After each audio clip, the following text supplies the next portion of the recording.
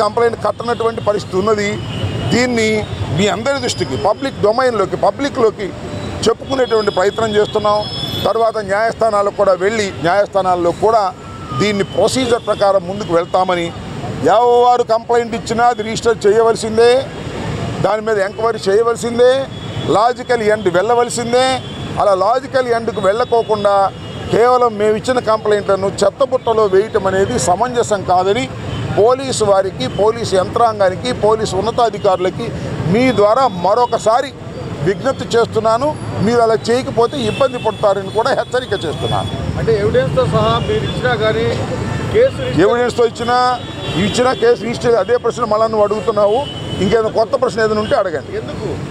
ఎందుకు చేస్తున్నారంటే అంతా లోకేష్ గారి నాయకత్వంలో జరుగుతుందని మా ఆరోపణ. ఇంకా